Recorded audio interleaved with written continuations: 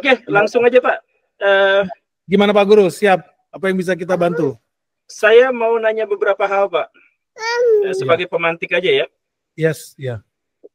Oke, yang pertama itu adalah hari ini Amerika Serikat sudah memutuskan menghukum Indonesia dengan tarif 32%. Betul. Itu dampaknya, kita mulai dari kenapa Amerika Serikat melakukan itu? Oke, jadi ini kita udah pernah bahas detail ini di video kita Pak Guru Gembul. Sebetulnya udah dari 1 tahun yang lalu lah, mungkin kita orang yang pertama lah yang bahas-bahas ini, jebakan terkait BRICS. So, waktu itu kita bilang Indonesia itu, gue setuju kalau Indonesia join BRICS sama Brazil, Rusia, India, China. Tapi harus paham juga posisi kita adalah bukan negara superpower ya. India punya nuklir kan, Cina punya nuklir, Brazil dan mereka nggak ketergantungan pada negara lain kan? Enggak. Katakan mereka pun nggak dapat minyak bumi, mereka masih punya tenaga nuklir gitu loh. Kalau seandainya mereka pun bisa bikin sendiri. Nah, kita nggak punya, kita negara yang sangat bergantung sama negara yang namanya Amerika Serikat. Nah, waktu itu, kalau masih inget ya, Jokowi itu, Presiden Jokowi ini, suka nggak suka, teman-teman denger nggak yang di sini? Dengar ya? Dengarkan suaranya Pak Guru Gembul. Jadi di video itu gue bahas, Pak Jokowi ini suka nggak suka, di sini mungkin ada haters, mungkin ada fansnya. 10 tahun dia memerintah, itu berkali-kali disodorin proposal untuk Indonesia segera join sama BRICS. Tapi sampai dia turun, dia juga tidak tanda tangan. Terlepas dari apa kata orang terkait Presiden Jokowi, ya dia nggak tanda tangan. Nah, beda dengan Presiden Prabowo nih.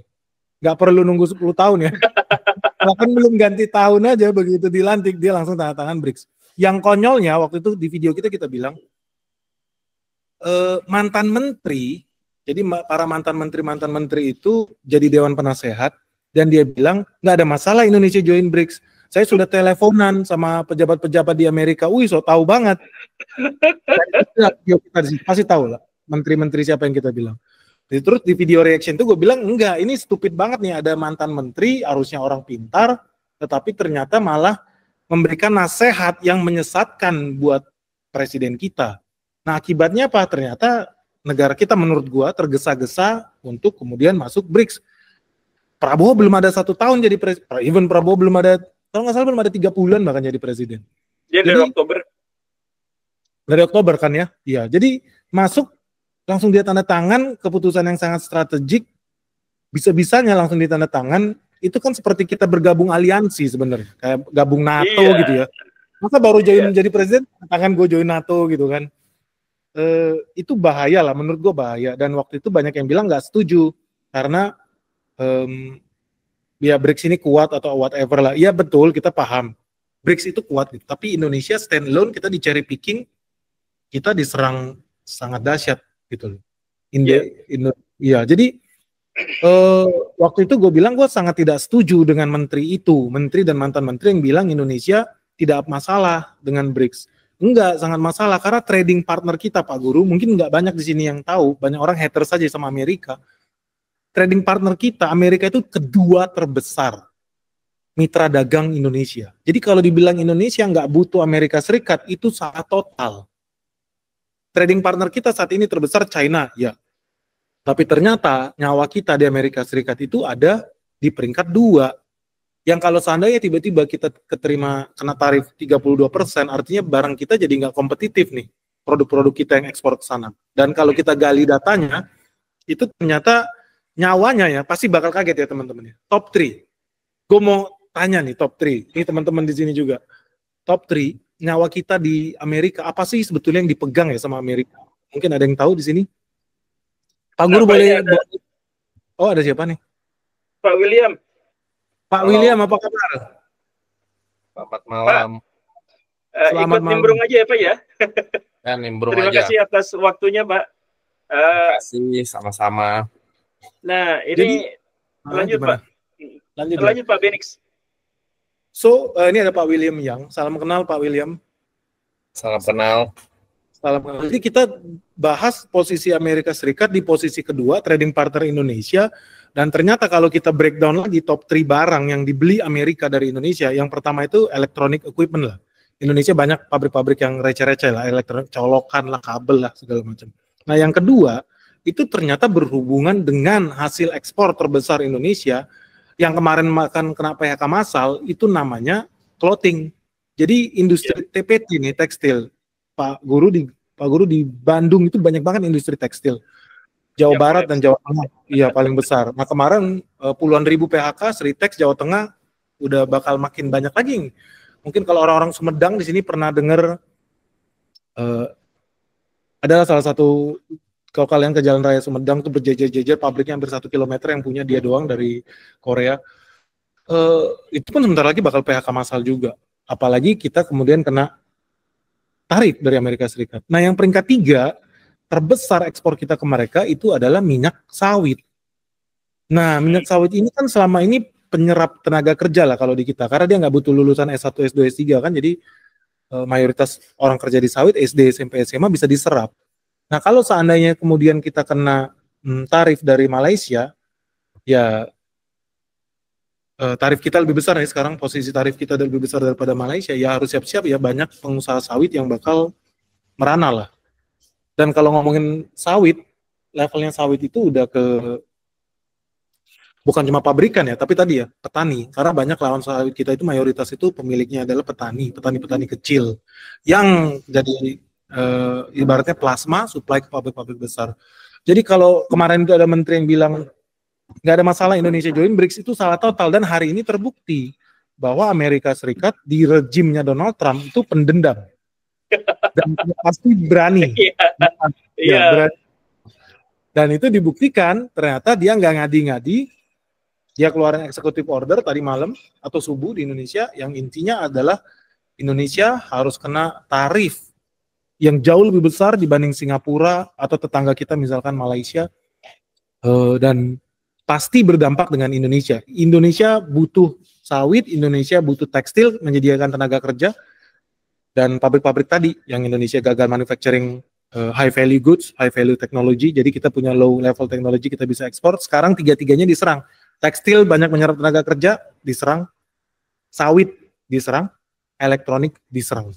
Jadi ya kita harus siap-siap lah. Baru turunannya ada banyak lagi loh. Jadi ini kita baru ngomongin top 3 ya. Kalau kita ngomongin top 10, ada sepatu, ada karet, ada furniture, ada perikanan, fishery, ada mechanical, ada produk-produk kulit dan kayu. Nah ini adalah salah satu alasan kenapa 6 bulan yang lalu, Guru Gembul, gue habis survei di Jawa Tengah lah. Karena ada pabrik lokal punya orang Swedia yang minta gue invest. Terus gue ditanya-tanya terus sama orang lokalnya, sama banknya juga, karena bank nggak mau lagi kasih duit ke pabrik furniture ini. Terus akhirnya dia nanya, Pak Beni kenapa sih nggak mau invest? Orang bagus, prospeknya bagus, mereka selama ini kliennya di luar negeri semua, penghasilannya dolar dan euro. Terus gue bilang gini sama orang bank dan pemiliknya juga, bukannya gue nggak suka dengan bisnis lu, bukannya gue nggak trust sama lu, tapi ketika gue melihat rencana bisnis, lu butuh investasi dari gue sekian miliar, rencananya mereka mau ekspansi besar di Amerika Serikat, mau mengelipat gandakan ekspornya ke Amerika Serikat. Di situ gue bilang, sorry banget pabriknya di Boyolali nih. Sorry banget, menurut gue Indonesia industri furniture-nya akan hancur lebur. Karena gue yakin dalam 6 bulan Indonesia bakal dikenakan tarif gila-gilaan dari Donald Trump. Banknya percaya. Oh ya gitu ya Pak Ben, yaudah deh saya juga nggak mau kasih kredit lagi deh ke perusahaan furniture itu. Jadi dia ketakutan. Tapi ownernya nggak percaya, malah dia nambah gudang hari ini. Dia nambah gudang di sana, dia nambah kapasitas produksinya. Ternyata jeger hari ini kita kena tarif. So gue yakin akan makin banyak pabrik-pabrik kayu, pabrik-pabrik furniture Indonesia yang bakal musnah lah, udah pasti lah. Ya intinya produk-produk kita tidak akan diterima lagi di Amerika Serikat karena akan berhadapan dengan tarif yang begitu besar. Kita biasa mainin harga dan harganya kita sudah tidak bisa lagi kita pegang karena dinaikin sampai 32%. Betul. Pak Will, saya panggilnya gimana? Pak William atau Pak? Ya William aja nggak apa-apa. Pak William. Ini adalah kali pertama kita bertemu walaupun saya sudah melihat karya-karya Bapak. Tapi ini juga bertemunya di sini ya Pak. Apa yang Bapak baca dari Indonesia, kebijakan-kebijakan Pak Prabowo terhadap ekonomi Indonesia, khususnya sesuatu yang akhirnya menyebabkan Amerika Serikat marah-marah ke Indonesia sampai menerapin pajak sekitar 32%. Itu kebijakan itu udah disebut tadi ya, kita masuk BRICS itu salah satu poinnya. Tapi sebenarnya kita masuk BRICS atau tidak masuk BRICS rasanya nggak ngaruh. Kita tetap akan kena tarif. Kita lihat Vietnam juga kena tarif kan, dipukul paling gede.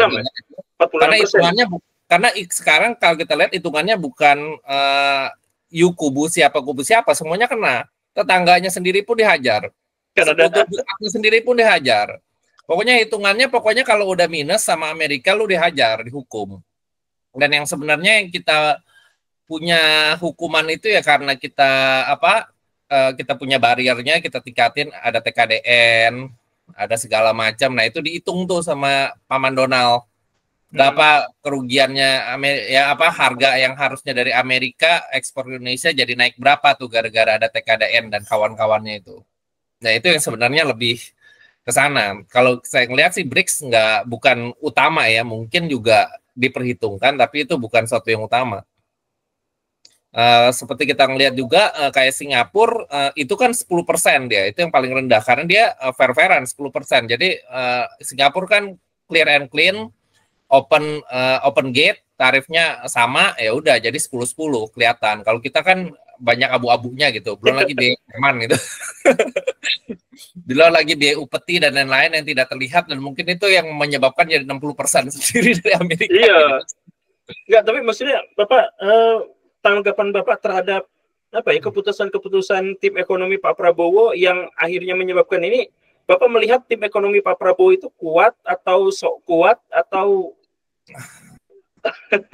gini, kalau ini pandangan pribadi ya, mungkin salah ya. Ini kan sekilas kita lihatnya semuanya dari media gitu ya. Iya. Otak yang waras di tim ini cuma Sri Mulyani. Yang kelihatannya otak waras masih di situ. Nah, makanya kan kemarin enggak, jadi itu kan pendapat saya kan. Ya. Makanya dia kemarin mau mundur gitu kan, langsung itunya ambruk. Ini isu-isu juga yang didengar. Jadi juga beliau ini katanya isu mundur itu karena bukannya dia mau dipecat, konon karena memang udah nggak tahan dengan tiba-tiba mau bikin ini, tiba-tiba mau bikin itu, uangnya dari mana gitu kan. Terus mau nggak mau ya dia harus naikin pajak. Begitu naikin pajak, ini seliweran berita ya. Ngomong begitu naikin pajak, katanya digebrak-gebrak meja, ditolol-tololin. Nah, habis itu ya udah nggak tahan, dia mau turun gitu kan. Ya udah lu jalan sendiri ya? Gitu. Ini ya itu yang beredar. Yang beredar. Nah, ya, akhirnya ya kayak begitu. Tapi kan memang akal yang waras karena kalau misalkan you mau bikin ini, bikin itu, yang aneh-aneh ya tutupnya dari mana, mau dari pajak atau dari mana gitu kan. Nah, itu harus ada hitungannya, nambelnya dari mana. Kalau nggak bisa nambelnya mendingan nggak usah gitu. Atau mau dari mana. Jadi yang bermasalah bukan tim ekonomi Pak Prabowo, tapi Pak Prabowo-nya sendiri. No comment ya. Mungkin. Tapi kalau kita ngelihat ini kebijakan yang sekarang ini kebijakan yang mau tahu beres. Jadi kalau misalkan ada satu masalah, pokoknya saya tidak peduli, harus selesai. Dan karena yang mendengar apapun caranya harus selesai, ya dilakukanlah segala cara. Karena segala cara dilakukan, tidak mikir efek sampingnya. Begitu dilakukan, munculkan lubang yang lebih dalam lagi gitu kan. Itulah yang berapa kali kita ngelihat. Nah, kebetulan kalau misalkan masalah tarif ini seharusnya kita bisa lebih ready. Harusnya kita bisa lebih ready. Kalau tidak ada kejadian yang konyol-konyol. Kebetulan beberapa tahun ini saya aktif di Kadin. Tapi sekarang saya jadi lebih biasa-biasa saja. Kemarin saya sempat ngejabat jadi ketua komisi tetap bidang digitalisasi UMKM. Itu sempat berapa kali kita ngoceh gitu kan. Kita ngajukan petisi. Itu masalah tarif boleh, tapi kalau misalkan katanya mau perang dagang nih, terus tarif dari Cina dinaikin. Terus kita bilang tarif dari Cina boleh naikin, tapi yuk hati-hati jangan semuanya dipukul rata. Kayak Donald Trump kan semua dipukul rata gitu kan. Yang kita butuhkan bahan baku. bahan baku tekstil udah menjerit-jerit ini, bahan bakunya seperti di sana gitu kan. Nggak peduli katanya. Yang apa bea cukai itu taunya mengumpulkan upeti sebanyak-banyaknya sesuai targetnya dia. Nah, jadi nggak bisa dikurangin itu, nggak bisa didiskon, nggak bisa dikasih ini. Padahal itu yang napas industri tekstil kita yang udah mengapa-kapan dari situ. Alasannya ya karena mau bikin ini apa namanya, mau menghidupkan industri bahan baku dalam negeri begini-begini ya. Siapa yang mau invest masalahnya untuk bahan baku tekstilnya ini? Soalnya kalau kita ngelihat itu di China, di Xinjiang itu pabrik tekstil apa di situ ada padang pasir dibikin dibikin jadi kebun kapas, terus dipanen dengan mesin mesin traktornya itu yang bisa pokoknya kayaknya ada sayap gitu, satu sayap itu bisa 1 kilo kelihatannya itu 1 kilometer, dan itu langsung manen semua kapasnya itu dan langsung masuk pabrik langsung jadi baju. Nah itu gimana cara ngelawan yang begitu? Bahkan waktu itu pernah kita bandingin gitu ya. Nah nih bahan nih kan mau oke, ini kita ngeliatnya di jilbab gini. Jilbab tuh murah berapa gitu kan? Ini bahan baku gitu kan? Ya harga murah berapa Pak Guru? Jilbab lah kira-kira yang standar gitu. 150.000. Murah itu. Oh itu kalau terlalu murah ya saya nggak tahu. Murah nggak? Yang murah berapa gitu? Berapa ya? Saya nggak tahu itu istri saya. Nah ini waktu itu sempat ada yang bilang 20.000, 30.000, 50.000 ada. Nah ini yang barang dari China itu 10.000 3. Udah jadi. Nah sekarang bahan bakunya aja kalau bikin sini nggak nutup, bagaimana mau ngelawan? Nah itu kalau misalkan kita lepas kunci bahan baku yang zaman dulu, kita akan lebih bertahan sekarang tekstilnya. Nah tapi kalau sekarang baru mau mulai, ini udah sangat berat. Nah ini saya mau motong sedikit, saya mohon maaf. Jadi Pak William dan Pak Benix dua-duanya kompakan mengatakan bahwa apa yang terjadi pada Indonesia hari ini, termasuk dengan hukuman dalam tanda kutip Amerika Serikat itu sudah diramalkan jauh-jauh hari sebelum sekarang. Iya sudah kelihatan. Sudah kelihatan. Amerika selalu bilang gini. Donald Trump setiap kali kampanyenya sudah dari setahun ini kan selalu bilang akan mengenakan tarif kepada siapapun yang merugikan Amerika. Ya kalau misal kita ngelihat kita surplus terhadap Amerika, ya udah pasti kita jadi sasaran berikutnya. Nggak perlu, bahkan temannya jadi dihajar kok. Iya. Greenland aja mau dirampok. Jadi kalau sudah gini, siapa duluan nih? Siapa kalau sudah seperti ini, apa saran buat pemerintah? Kan ini udah nanggung nih. Udah kena nih, kita udah digebuk nih. Pak Benix dulu lah mungkin. Pak, apa yang Pak Benix harapkan pemerintah lakukan ketika Indonesia, kan tadi Pak Benix nakut-nakutin nih bahwa PHK masalah akan terjadi semakin lama semakin besar, kemudian pabrik-pabrik manufaktur banyak yang hancur, kemudian daya saing produk-produk kita di Amerika Serikat bakal bablas dan sebagainya. Dan kemudian tadi Pak William menjelaskan bahwa ya kita nggak mungkin bisa bersaing karena kalau misalkan berhadapan dengan Cina aja, misalkan bahan baku dari awal sampai akhir itu sudah ditanggung sama satu jalur, satu skema yang sudah terdesain, sedangkan kita kan terpecah-pecah gitu ya. Nah, Pak Benix, saran nih, saya mau ketemu Pak Prabowo nanti, saya mau ngajukin saran. Apa nih sarannya? Jadi gini, kita udah ngobrol sama beberapa menteri lah, jadi sekitar 2 mingguan yang lalu, dan gue kasih saran yang sama bahwa banyak pejabat-pejabat kita itu memang bodoh dan tidak punya otak, itu fakta. Apalagi mereka hobi bikin pernyataan-pernyataan yang sangat bodoh.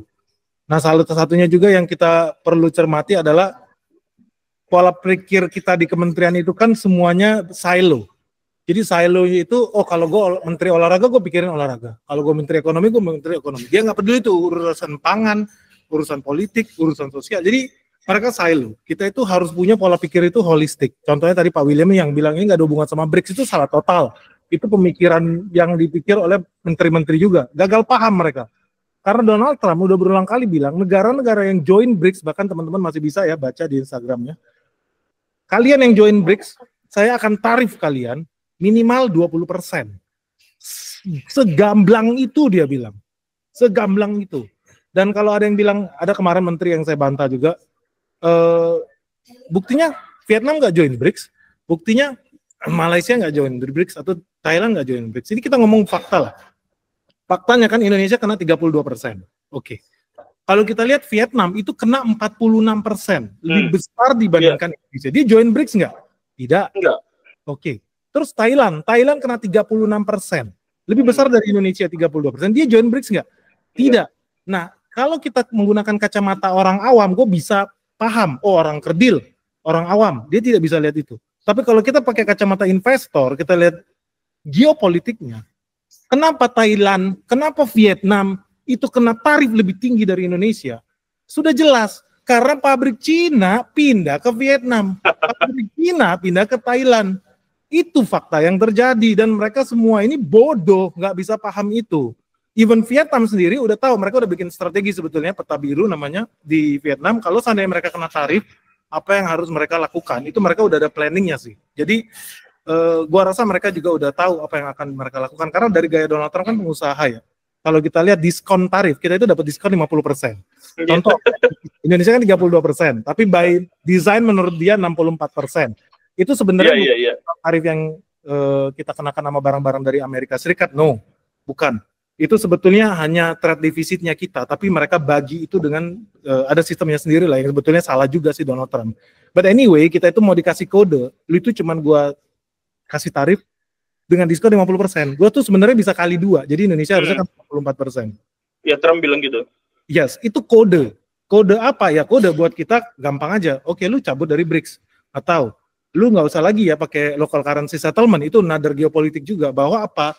Indonesia selama ini sekarang udah shifting, transaksi sama si India, mau pakai mata uang India, pakai rupiah, transaksi sama Cina, pakai yuan atau pakai rupiah. Nggak ada lagi local settlement, semua pakai USD, US dollar, selesai. Jadi itu semua kan ini namanya soft ya, bahasa komunikasi dia soft, bluffing 50%. Kalau lu nggak suka datang ke gua, nego. Kalau di Indonesia biasanya itu ngomongin under table. Jadi kasih tarif, pengusaha mau izin, perizinan dipersulit supaya datang dari belakang layar negosiasi gitu. Sebenarnya sama aja kayak gaya Donald Trump, cuma kan dia ngomong kepentingan bangsa, bukan kepentingan kantong sendiri. Jadi apa yang dilakukan si Donald Trump ini sangat bisa diprediksi, dia lagi ngasih angin segar buat Indonesia. Kompensasinya apa gitu? Dia pedagang lah, intinya pedagang. Intinya kita ke sana sowan, deal politiknya gimana, apa yang kita bisa kasih. Nah, ini yang gue mau hubungkan dengan, ini penting nih, ini penting banget, dengan George Soros. Jadi teman-teman udah lihat krisis 97-98, kita collab, George Soros cuan, terus dia beli saham, banyak aset-aset kita juga yang dia beli dengan harga murah ketika jatuh market crash di tahun 98. Nah, itu bentar lagi akan terulang. Gue udah berulang kali bilang market crash kan kemarin jadi kenyataan, videonya kita udah bikin dari tahun lalu. Tahun 2025 market akan crash jadi kenyataan. Dan ini belum bottom, bakal turun lagi. Nah, dealing apa yang dilakukan oleh... Sorry. Ini belum dasarnya. Oh, belum selesai. Kan semua berprogres. Mulai tadi ada demo-demo yang apa, awalnya Indonesia Garuda Biru Indonesia ya. Gelap, Garuda Biru, Indonesia Gelap, Kabur aja dulu gitu kan. Semuanya arahnya ke sana lah, mau ngulangi 98. Dan itu kan semua diboncengin. Oke, George Soros ambil cuan dari situ, tapi kan George Soros cuma dapat duit. Tapi ingat loh, di tahun 98 itu ada kekuatan yang lebih besar dari George Soros, incerannya bukan duit, tapi wilayah. So, apa yang terjadi di 98, kita semua pusing masalah perut, pusing masalah ekonomi, kita lupa sama satu hal, bukan cuma soal duit nih, George Soros mau ngomongin duit, tapi ada yang duitnya lebih banyak dari George Soros, sehingga nggak penting dapat duit. Dia dapat Timor Leste. Dan sekarang apa buktinya? Apa buktinya? Ya Australia tambah kaya raya, dia dapat konsesi oil and gas di Timor Leste. Jadi itu yang akan terjadi sebentar lagi nih, kita udah lihat. Karena dari kemarin 1 bulan terakhir, gua cek Papua tiap hari demo. Demonya pun nggak jelas. Demo soal menolak makanan bergizi gratis.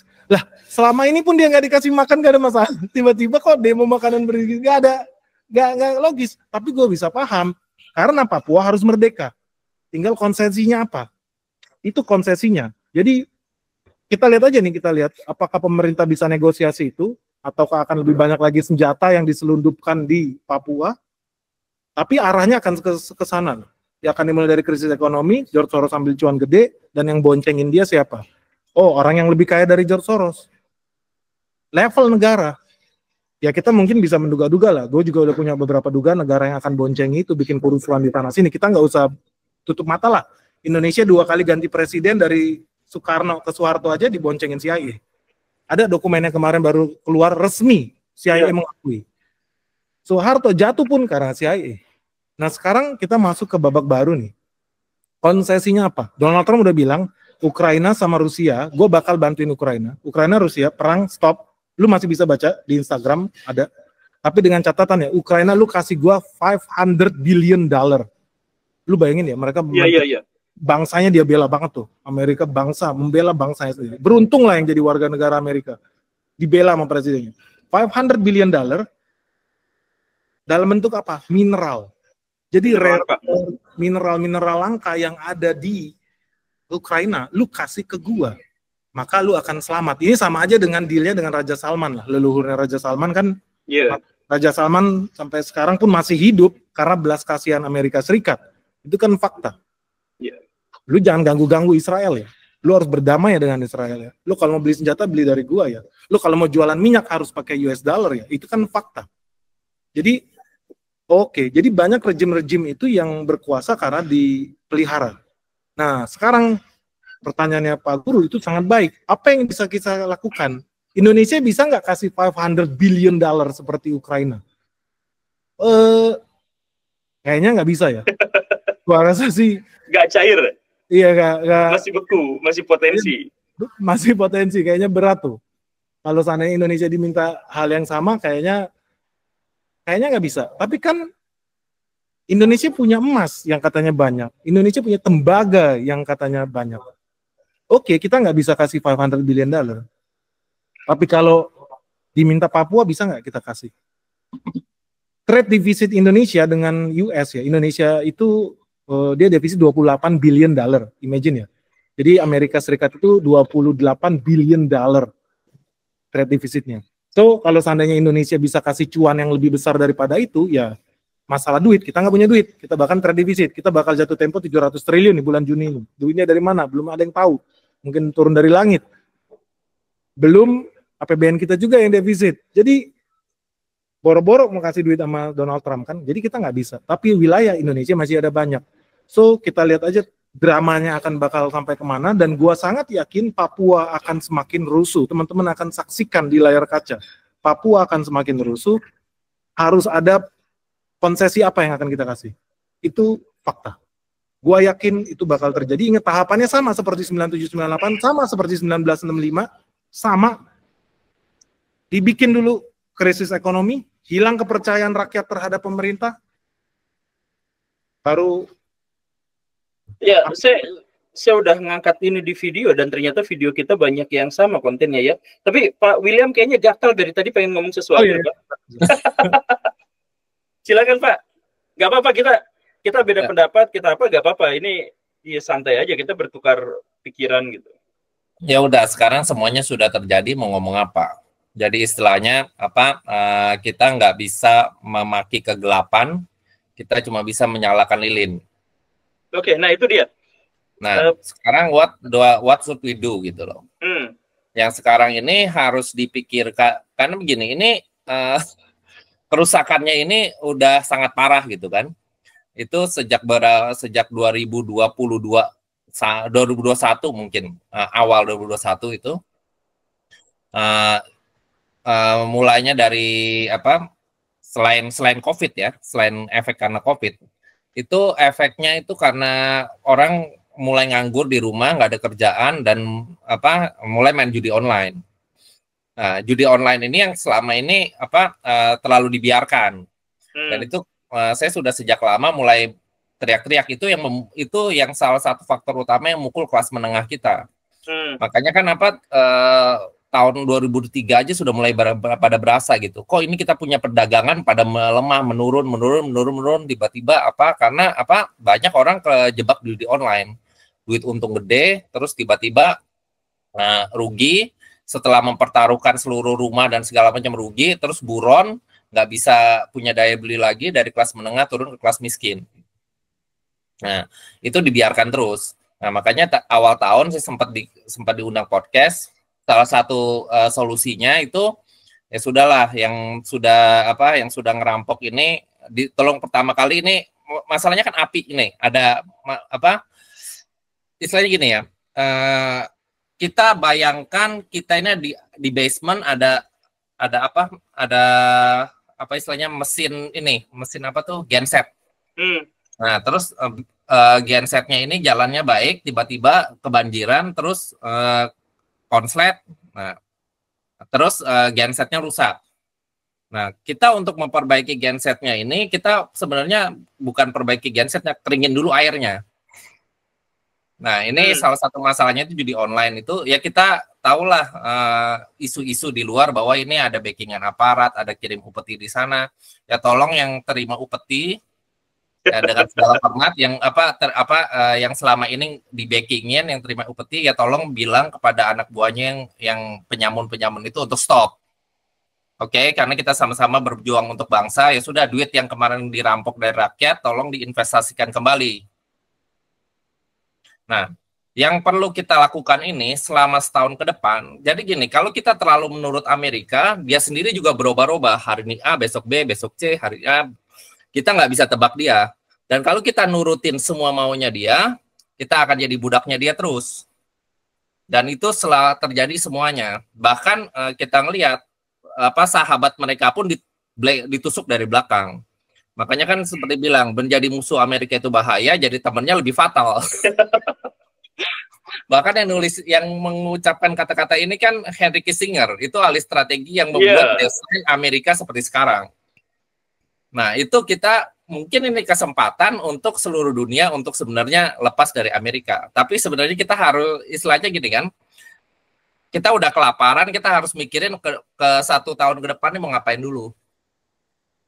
Nah, selama setahun, 2 tahun ke depan ini, nah itu dia, harus ada strategi untuk supaya masyarakat nggak kelaparan. Itu aja. Nah, ya untuk sementara itu, sambil memperbaiki dasarnya. Makanya kan saya sempat bilang itu kita masuknya ada 2 fase, itu crisis mode sama recovery mode. Crisis mode itu adalah kita pertama nyadari kita sedang krisis. Karena kita sedang krisis, udah biaya yang aneh-aneh, untuk bikin yang aneh-aneh di stop dulu. Bahkan kita misalkan punya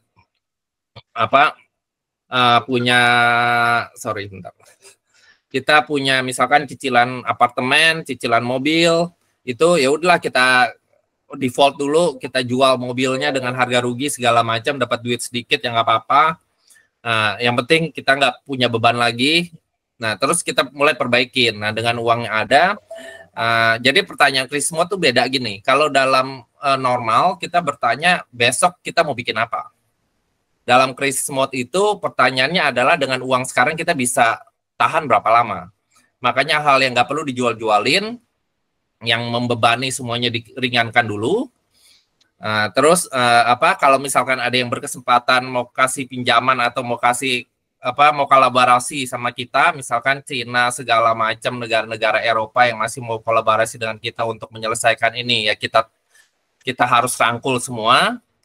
Terus upeti-upeti yang nggak masuk akal itu harus kita dihilangkan. Nah, terus ya bagaimana caranya? Habis itu setelah kita bisa ngitung, kita bisa bertahan misalkan setahun. Setelah misalnya udah, ini bisa napas setahun. Nah, baru otak kita kan mikirnya lempeng tuh. Kita bisa mikir dengan tenang. Kita nggak kepepet kayak orang-orang yang kemarin kehilangan kerjaan akhirnya karena nganggur main judi online. Tanpa sadar mereka menggadaikan motornya, menggadaikan rumahnya, yang akhirnya malah kejeblos. Nah, jadi kita nggak kepepet untuk ditodong-todong sama Amerika.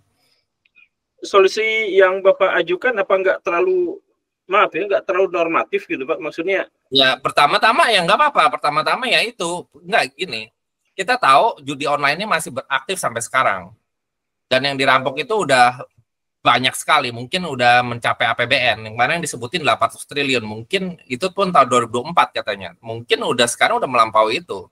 Nah itu kan duit yang sangat besar sekali, daripada untuk yang lain-lain ya, duit itu diinvestasikan lagi, supaya rakyat nggak kelaparan. Ya. Dan itu dimohonkan saja, ya udah kalian para maling, kembalilah jadi pahlawan maling budiman, kalian tidak hukum.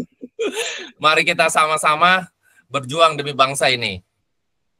Amin. Saya siap berjuang demi bangsa ini. Cuman saya yaitu saya melihat jawaban dari Pak Benix dan Pak William itu sebenarnya jawaban yang sama-sama pesimistik gitu. Jadi Pak Ben melihat realitas yang susah untuk dibendung, Pak William terpaksa mencari solusi-solusi yang sangat normatif gitu. Jadi mengajak orang supaya tidak judi online, mengajak orang untuk pungli-punglinya itu supaya ditahan. Jadi biang-biang judi online-nya ini kan kita tahu biang-biang judi online-nya kemungkinan besar di-backingin oleh aparat. Ya aparat ini maksudnya di stop langsung. Jadi maksudnya permintaan Bapak itu adalah wahai koruptor berhentilah dulu untuk korupsi, wahai penegak hukum berhentilah dulu untuk disogok sama judi online gitu kan kurang lebihnya ya. Bukan gitu juga. Jadi duit yang sekarang udah kemarin dirampok ya dikembalikan lagi ke Indonesia dulu. Amin. Lagi tutup mata lah gitu. Mungkin masuknya lewat Danantara kita nggak tahu kan? Iya, Danantara juga. Ya mungkin aja duitnya yang udah dirampok keluar bisa masuk lewat Danantara, bisa masuk lagi ya nggak tahu lah. No comment detailnya seperti apa. Tapi it's possible dengan ukuran sebesar itu suatu hal yang plausible. Oke, saya punya waktu sekitar 20 menit. Sama berikutnya gini, berikutnya ini kesempatan karena Amerika ini selama mungkin sejak tahun 79 kali ya, itu titiknya mulainya. Mereka sudah terlalu sering menyalahgunakan dia punya dolar sama dia punya consumers. Dan itu dia blackmail seluruh dunia dan memaksakan peraturan-peraturan yang semaunya dia. Bahkan Cina sekarang pun sebenarnya Amerika yang buat. Tapi gue bekerja keras sesuai keinginan lu. Nah sekarang lu mau tarif gue guys bahasanya. Bahkan semua. Jadi kita disuruh maju. Begitu kita larinya bagus, malah kita dihukum gitu. Jadi kita jadi serba bingung. Jadi kita ya ini ada tuan besar mau-maunya sendiri gitu. Nah ini terlalu banyak menyalahkan kegunaan kekuasaan dan bahkan gini, kenapa dunia tidak siap dan dunia semuanya kelabakan? Karena sebenarnya dunia juga dikasih sama Amerika. Amerika tutup mata dengan tarif-tarif yang katanya dengan trade barrier yang selama ini diciptakan oleh masing-masing negara itu. Karena mereka sendiri sebenarnya ya kalau kita di posisi Amerika ya pede-pede aja toh duit kita yang cetak dan dolar semuanya dibayar pakai dolar gitu kan. Jadi silakan aja kalian bikin barang kasihkan kita seolah-olah kayak misalkan kayak raja-raja zaman dulu terima upeti dari itulah raja-raja vasalnya itu. Semuanya menakluk sama mereka. Tapi sekarang setelah ekonominya defisit ya semuanya diacak-acak dan akhirnya seluruh dunia yang kelabakan juga. Jadi mungkin kita pertama setelah kita bikin satu krisis mode, kita udah pikiran kita sudah cukup tenang untuk bertahan. Ya kita harus memikirkan dunia tanpa Amerika. Amin.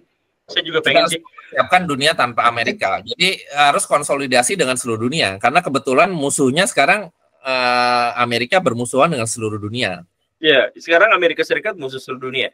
Dengan ini Pak Benix, saya pindah lagi ke Bapak nih dalam waktu sebentar lagi. Pak Benix tadi saya nggak tahu itu ramalan, prediksi, proyeksi ke depan. Ini langsung to the point, teknis, taktis. Kapan kita akan mengalami krisis itu? Kapan puncaknya dan kapan akan redanya? Dan dengan cara apa kita bisa reda? Oke, jadi semua negara itu ada siklus lah di dunia ini. Jadi kalau kita lihat bukunya Ray Dalio, termasuk ini udah bahkan sampai sebelum eranya si Adam Smith, Wealth of Nation itu di-mention juga soal yang namanya siklus ekonomi. Selalu ada era ketika ekonomi itu boom, terus kemudian bust, terus boom, itu bust. Itu adalah hal yang normal. So, gue orang yang sangat yakin sekali market crash kita itu belum bottom dan akan makin hancur lagi dalam 2 tahun ke depan. But it's not 2 tahun? Iya, dalam 2 tahun, paling lama. Trigger yang paling kita bisa lihat dalam jangka waktu dekat ini adalah jatuh tempo utang kita nih, yang 700 triliun. Di tengah kondisi kita defisit, apalagi karena Cortex itu nyungsep ya, orang nggak bisa dipersulit bayar pajak, bukannya dipermudah malah tambah error. Akibatnya pendapatan negara pun minus. Sampai detik ini nggak ada yang bertanggung jawab, gue bingung. Proyek triliunan, katanya triliunan, sampai sekarang nggak bisa jalan, tapi nggak ada yang masuk penjara, itu aja gue udah bingung. Padahal pemerintah daerah disuruh berhemat. Ini kan ini salah satu hal yang bahaya ya. Kenapa? Karena ketika penghasilan negara berkurang, nilainya puluhan triliun, itu kan seharusnya kondisi negara dirugikan dong. Lah kemarin ASDP BUMN kita itu bukannya cuman ya, tapi namanya korupsi juga 800 miliar, nggak nyampe 1 triliun. Orang masuk penjara.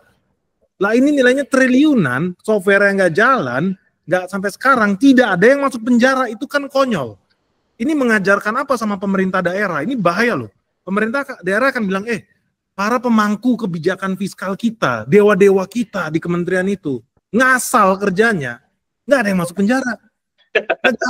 Di triliunan, nggak ada yang masuk penjara. Kan bodoh. Artinya ini mengajarkan di level pemerintah daerah, pemerintah yang lebih kecil, kabupaten, kota, provinsi, level kementerian aja ngaco.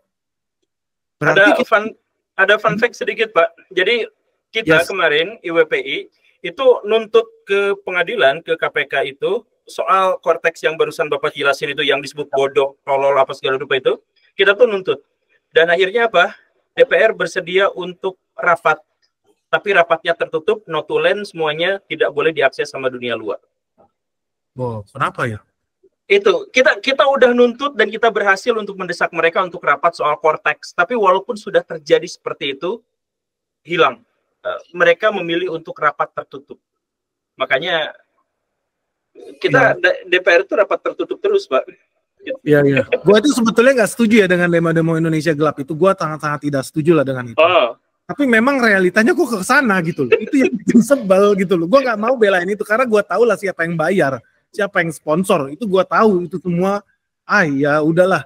Gue juga nggak mau ikut-ikutan dukung itu. Dan banyak kok artis-artis yang kemudian menyesal ya mendukung demo-demo Indonesia gelap lah, Garuda hitam lah, Garuda biru lah. Karena setelah lewat demo mereka baru tahu, ternyata sih ini. Gue nggak mau diperalatin. Semua orang udah tahu lah. Tapi faktanya memang pemerintah itu selalu bikin blunder gitu loh. Bikin blunder, pernyataan-pernyataan yang nggak jelas. Dan tadi ya kembali ke sana. Jadi penghasilan kita, kan katanya kita SD nggak boleh besar pasak daripada tiang ya. Kita SD, SMP, ilmu ekonomi diajarin begitu. Tapi pemerintah faktanya selalu lebih besar pasak daripada tiang. Plus ketiban Prabowo ya, gue juga kan nyalain Prabowo ya, bukan dia yang bikin utang juga, tapi bulan Juni ini dia bakal bayar 700 triliun. Selama 5 tahun ke depan dia harus bayar 3.500 sampai 3.700 triliun utang yang jatuh tempo. APBN kita, penghasilan kita itu cuma 3.000 triliun. Gimana caranya kita bisa bayar utang itu? Ini belum ngomongin pengeluaran harian ya, soal gaji PNS segala macam yang memang udah defisit juga. Jadi kondisinya memang tidak tertolong lagi. Simple aja kayak si Argentina nggak bisa bayar utangnya, ya udahlah, nggak bisa bayar, default, ekonomi crash semuanya, kacau, error, ya udah. Tapi itu siklusnya seperti itu. Memang harus lewati proses yang sangat painful itu. Memang Kapan Indonesia bangkit lagi setelah siklus jatuh selama maksimal 2 tahun ke depan, terus kita naik lagi itu apa tadi? Kalau menurut sejarah, setelah kita jual Papua. Ya itu bisa jadi salah satu cuan kan ya. Ya nggak usah malu-malu lah, presiden kita zaman dulu aja jual Indosat karena kita butuh duit, itu kan fakta. Iya. Hanya kita memang punya historical hobi jualan aset gitu. Dalam situasi yang itu ya tertentu lah. Dan ada menurut gua ya udahlah, memang keterpaksaan. Ya kalau sekarang seandainya kita harus kasih konsesi $500 billion seperti Ukraina untuk menyenangkan hati Uncle Sam, ya kembali lagi ke pemerintah kita gimana ilmu komunikasi publiknya supaya meyakinkan rakyat Indonesia buat guys, kita berusaha, we are trying to survive nih. Utang kita itu dalam US dollar Pak Guru Gembul, bukan dalam yuan. Terus makin banyak utang, bunganya juga dalam US dollar, gimana caranya? Sementara orang korupsi di Indonesia pakai rupiah gitu loh. Tapi bayar utang dan bunga itu kan pakai dolar. Jadi ya memang udah makin absurd lah gua sih melihat, jujur aja ekonomi Indonesia udah makin absurd lah, makin gak logis. Pejabat itu tidak ada yang menginjak bumi, mereka hidup di dunia lain ya, mungkin merasa lebih suci atau lebih dewa dibanding kita, tidak merasakan apa yang kita di bawah ini. Tapi faktanya adalah at the end of the day tidak ada kekaisaran atau kerajaan itu yang permanen. Sehebat apapun Imperium Romawi jatuh juga. Karena apa? Ekonomi crash berhubungan dengan inflasi. Semua akan hancur pada masanya ketika tidak bisa menghandle perekonomiannya dengan baik. Romawi kasih contoh itu, salah satu mungkin yang paling besar pun di eranya. Dan Indonesia akan bisa mengarah ke sana ketika tadi ya, termasuk contoh-contoh yang dibilangin Pak William, pemberantasan korupsi, itu gue sangat setuju. Bahwa kita harus penegakan hukum, itu wajib. Tapi bisa nggak kita ke sana? Jujur makin sini gue makin pesimis melihat itu. Jadi apa yang kita bisa tawarkan adalah either tadi ya, oke, kita berkongsi lah dengan Amerika, nggak usah malu-malu lah, Arab Saudi aja best friend, Uni Arab Emirat Abu Dhabi baru kemarin bikin meeting best friend, salaman, Arab, Israel, Emirat Arab dan Amerika Serikat udah brother gitu loh. Terus Indonesia nggak usah lagi lah jaim-jaim lah, udahlah berikut aja brother. Pilihannya kan itu. Atau kita join kubu baru, totalitas, bergabung dengan Rusia. Sampai detik ini aja kita ketakutan mau beli minyak Rusia. Harga diskon 50% di bawah harga minyak dunia. Tapi kita ketakutan mau belanja minyak Rusia. Ujung-ujungnya kita impor dari negara lain yang sebenarnya impornya dari Rusia juga. So, kita join ke BRICS atau ya merapat ke Amerika Serikat. Menurut gua ini adalah situasi yang harusnya diputuskan oleh bangsa Indonesia sih. Jadi even selevel Prabowo, dia harusnya bawa itu ke either bikin referendum lah. Jadi dia polling itu ke bangsa. Kita merapat ke BRICS referendum atau kita ke Amerika Serikat, tapi udah harus going total nih, detik-detik kita harus memutuskan dunia ini either you go west or you go east, akan makin definitif di sana lah. Saya merasa kita tuh nggak punya daya tawar mau ikut ke BRICS, mau gabung ke Amerika Serikat, kita tuh nggak punya daya tawar gitu, karena tapi ya sudahlah, ini waktunya mepet, jadi Pak Benis kalau mau marah-marah lanjutin aja karena saya juga. Tapi jadi intinya Pak Benis itu sebenarnya tidak suka, Tapi dengan saya ada pemikiran. Kalau misalnya ditanya apakah banyak pemikiran, sebenarnya ada sekelebatan ide, tapi saya nggak tahu apakah bisa dijalankan. Karena begini, ini untuk ngejalan ini saya mesti ngerti apa yang terjadi dalam pemerintah. Kan seperti yang kita tahu kan, attachment itu banyak. Pemerintah nggak bisa ngeputusin A, B, C itu sembarangan karena mereka attach pada satu urusan. Ya misalkan kenapa sih A nggak bisa dihukum, kenapa itu si Cortex nggak bisa dihukum, ya mungkin semuanya berkolusi menjual servernya ke China untuk jadi DeepSeek, kita nggak tahu kan.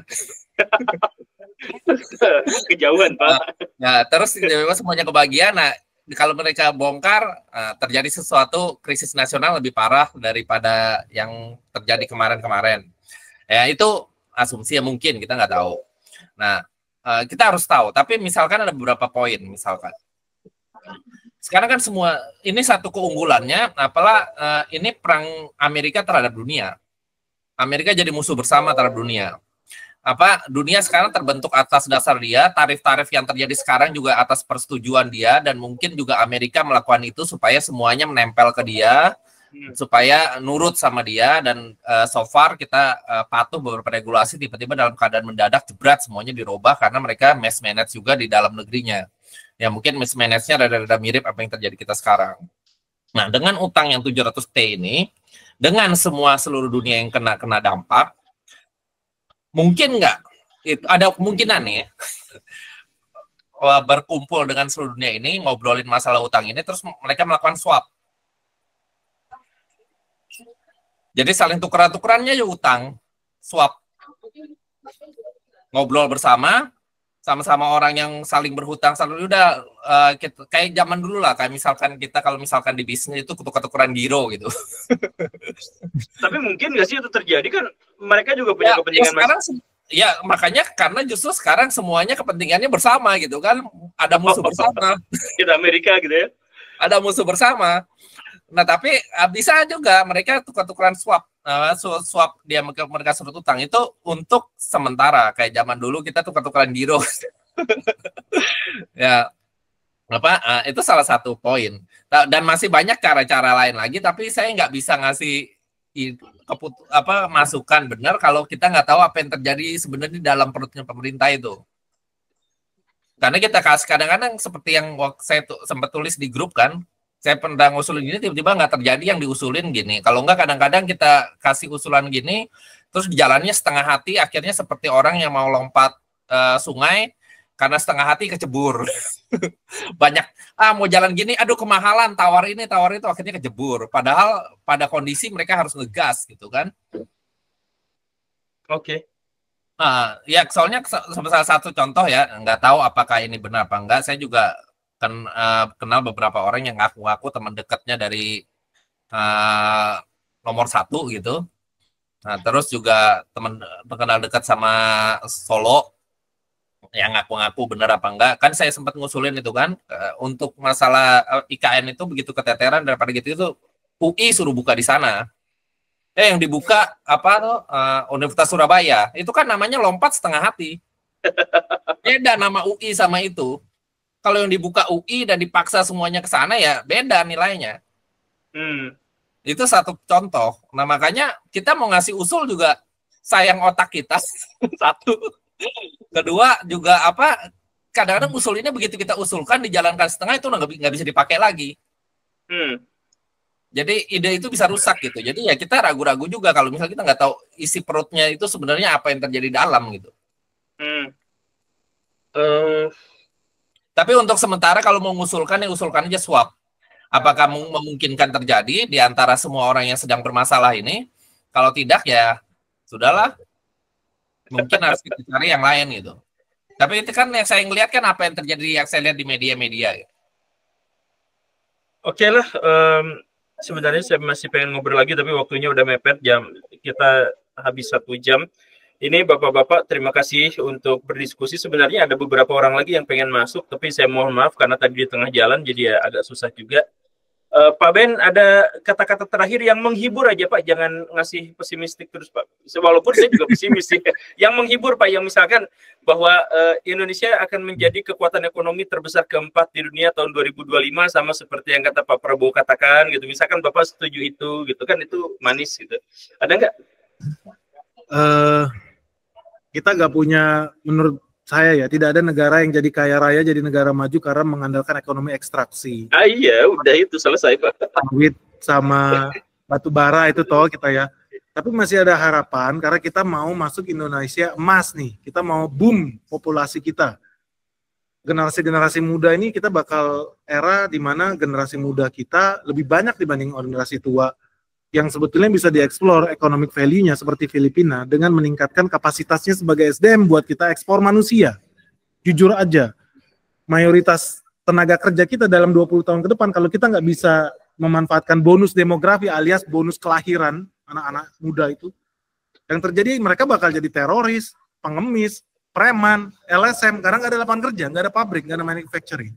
So yang kita harus siapkan sekarang menurutku, kita bisa copy paste Thailand.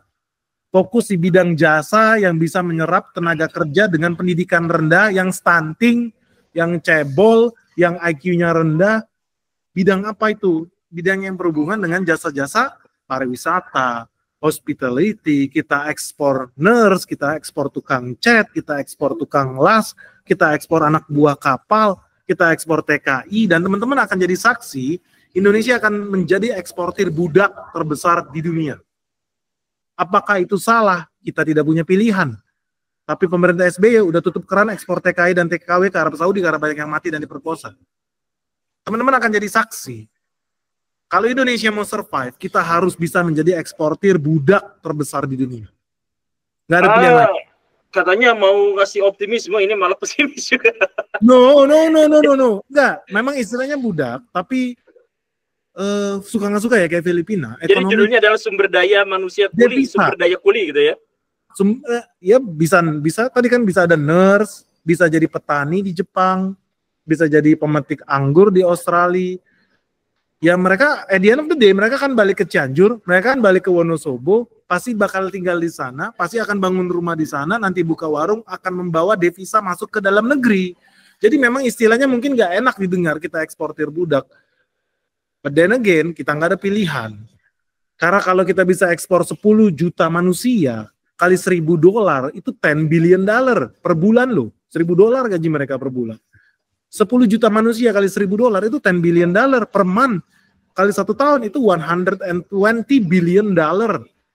Berkali-kali lipat trade deficit Amerika Serikat. It's a big win buat kita. Itu kalau 10 juta manusia. Bagaimana kalau kita ekspor 100 juta manusia? Detik ini pengangguran kita itu banyak banget. Dan akan mencapai titik tertinggi nih dalam 20 tahun. Karena jujur aja, udah nggak ada pabrik buat mereka kerja. Ya udah join LSM atau jadi tukang parkir. Kan ngeri. Kan ngeri. Tapi ya udah, kita belum, it's never too late. Kita udah bisa ekspor. Kita lakukan kayak Filipina lah. Filipina itu hebat loh. Negara cuma kecil. Tapi kalau teman-teman pergi ke kapal di Timur Tengah, di Rusia, kapten kapalnya mereka, chief engineer-nya mereka, chef-nya juga mereka hebat sekali karena mereka udah membiasakan bahasa Inggris ya, bahasa internasional, even dari TK pun orang bisa bahasa Inggris. Jadi kita, it's never too late, kita masih ada peluang untuk masuk ke sana dan gue yakin ya, Indonesia bisa jadi salah satu kekuatan utama di dunia. Jangan dianggap remeh ya, ekspor budak yang gue bilang istilahnya kayaknya nyelekit di telinga, tapi itu dilakukan oleh India. Bertahun-tahun mereka konsisten ekspor budak. Sekarang kita lihat, CEO Microsoft orang India, CEO Google orang India. Oh, begitu banyak perusahaan teknologi di Amerika yang CEO-nya orang India. Jadi nggak usah minder dengan istilah itu. Itu it's part of the journey aja. Karena kita sekarang gagal manufacturing kita tidak bisa andalkan sumber daya alam kita. Oke lah, apa yang kita punya manusia jumlah besar, masif, pendidikan rendah, ekspor mereka. Itu hal yang baik. Mereka akan dapat penghasilan dalam dolar, mereka akan jadi kaya raya di kampungnya. Siapkan dengan baik. Saya pengen menyanggah banyak hal, tapi gak apa-apa lah. Karena ya sumber daya kita tuh suka main TikTok sih. Tapi ya sudah nanti aja tuh. Pak William, ada kata-kata terakhir Pak. Ini terakhir dari Pak Benix seperti itu. Dari Bapak gimana Pak? Ya, saya mau bikin kalau mau titip pesan begini. Kita sudah masuk krisis mode, kita harus akuin. Nah, jadi sambil nunggu, kita harus mempersiapkan diri untuk krisis mode ini, sambil kalau udah krisis mode ini beres, baru kita mikir recovery. Jadi selama setahun ke depan ini kita harus mikirin. Fix ya, krisis mode itu fix ya? Kita udah masuk krisis, kita bilangnya udah masuk krisis. Karena udah sangat gawat sekali. Karena sekarang gini, selain utang-utang dan lain sebagainya itu, dan katanya konon kas negara kita cuma sekian ratus triliun, dan belum lagi target-target yang aneh-aneh itu yang sedang dilaksanakan. Nah ini pokoknya kita harus tahu, kita harus krisis mode. Suatu yang hal aneh-aneh yang sebenarnya nggak penting harus di-cut dulu atas nama negara. Itu satu. Itu selama setahun dan harus mikirin selama setahun ke depan itu. Tapi krisis mode kita beda sama krisis mode yang rakyat. Kalau rakyat itu kan berhemat tuh, utang diinin segala macam, kita punya cicilan dihilangin, ini segalanya pokoknya berhemat. Tapi kalau negara itu beda. Krisis mode-nya dia itu harus mempertahankan selama setahun ke depan tuh kelas menengah gimana supaya tidak turun. Terus kalau perlu nambah, walaupun tidak sustain whatever. Tapi apakah dengan makan siang gratis saya ragu karena ngelihat betapa gawatnya pelaksanaan di lapangan, sebaiknya tidak dilanjutkan lagi. Walaupun itu sebenarnya tadi awal-awalnya itu kelihatannya kalau misalnya dilaksanakan dengan benar itu bisa jadi potensi mempertahankan kelas menengah untuk sementara. Tapi kalau melihat pelaksanaan di lapangan sudah sangat gawat dan keuangan negara sudah sangat gawat, rasanya itu sebaiknya salah satu poin yang tidak perlu dilanjutkan atas nama negara yang sedang krisis. Jadi kita harus ngakuin, jangan bilang negara cerah dan indah gitu. Gawat gitu. Karena kalau cerah dan indah kita mau beli mobil, kita mau jalan-jalan ke luar negeri, kita mau beli pesawat. Jadi kita harus mencegah kata-kata yang halu gitu. Jadi makan siang gratis batalkan ya? Ditunda lah, kita ngomong ditunda. Sampai lebih baik lagi. Beda sama Jepang. Kenapa Jepang sukses makan siang gratisnya? Karena itu mereka program pertama mereka waktu habis Perang Dunia Kedua. Jadi seluruh resource mereka sebagian utamanya diarahkan ke sana. Jadi karena arahan ke sana pada saat negara baru bangkit, jadi ya lebih baik pelaksanaannya. Kalau kita kan tiba-tiba dimunculkan gitu. Iya.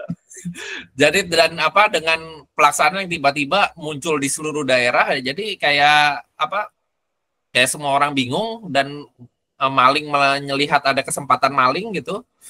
Kemarin juga banyak yang nggak dibayar. Nah ini kan yang nggak dibayar ini kan berpotensi menurunkan kelas lagi, manusia dari kelas menengah turun ke kelas bawah ini. Kalau turun lagi makin ke bawah makin bahaya. Jadi betul selama kelas menengah kita harus dipertahankan. Apakah dengan mengekspor tenaga kerja ke luar negeri atau kita bisa mengadakan sesuatu. Nah, mengadakan sesuatu ini kalau ditanya apakah punya pikiran ya, ide-ide bermunculan tapi karena nggak tahu, ya Pak ya kan, betul Pak Denny ya. Pak Will. Kita tahu apa yang terjadi dalam situ, kita nggak berani ngomong. Kalau kita ngomong, ntar dilaksanakan setengah hati, atau misalkan ditolak karena urusan yang begini ini udah nggak bisa digunain lagi gitu. Hilirisasi katanya Pak William pakai Danantara. Hilirisasi pakai Danantara. Saya ke IKN tanggal 3 Mei, Pak. Ya, sekarang kalau misalkan ada Danantara itu ya kita mikirin apakah hilirisasi itu suatu hal yang bisa kita lakukan sekarang atau misalkan itu cari bisnis padat modal yang cari kuburan sendiri. Nah, itu kan harus mikirin. Nah, itu lebih baik bikin kayak gitu atau untuk mempekerjakan sekian banyak orang atau gimana, kita nggak tahu lah. Saya nggak berani bikin sesuatu yang terlalu detail karena kita nggak tahu isi perutnya. Apa yang terjadi dalam attachment orang-orang itu kita nggak tahu. Iya betul. Kebanyakan kepentingan di situ. Jadi untuk sementara saya bisa kasih kisi-kisinya seperti itu aja. Sambil kalau itu sudah terlaksana, ya baru kita mikirin recovery-nya gimana. Gelap. Oke, terima kasih Pak. Ini mah udah bilang langsung fix bahwa sekarang kita sudah krisis. Ya, kita harus jujur. Jadi kalau misalkan orang sakit merasa dirinya tidak sakit, tetap makan hamburger, tetap makan. Nah, iya. Agak karuan, ya tambah gawat gitu. Jadi kita menegaskan bahwa kita sekarang lagi gelap, lagi krisis, lagi nggak benar, dan kita sedang di bawah naungan pemerintah yang banyak di antara timnya yaitu yang kata Pak Benik secara faktual tidak punya otak.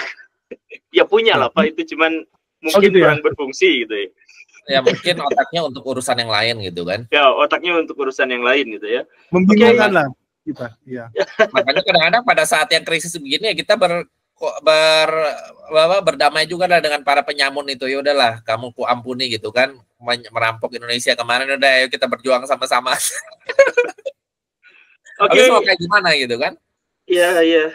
Terima kasih Bapak-Bapak karena sudah mengisi malam ini dengan pesimisme yang lebih besar. tapi semoga kita bisa melewati ini dan kita semoga kita justru menjadi bagian yang berkontribusi terhadap recovery-nya itu seperti yang dikatakan oleh Pak William. Oh ya, jadi harus diingatkan juga bilang ke masyarakat, kita memang lagi krisis, ayo berjuang bersama-sama. Nah, itu kan lebih baik dibanding nggak ada, gampang ayo kita itu pemerintah yang ngomong gitu Pak. Kita baik-baik aja, ekonomi kita baik-baik aja. Pak Prabowo kemarin bilang tahun 2025 kita akan mencapai ekonomi keempat terbesar di dunia. Ya, itu. Ya kau aja yang gelap gitu kan. Kau yang gelap ya, mantap. Ya, assalamualaikum warahmatullahi wabarakatuh. Thank you Pak Guru, Pak William. Ya, terima kasih ya.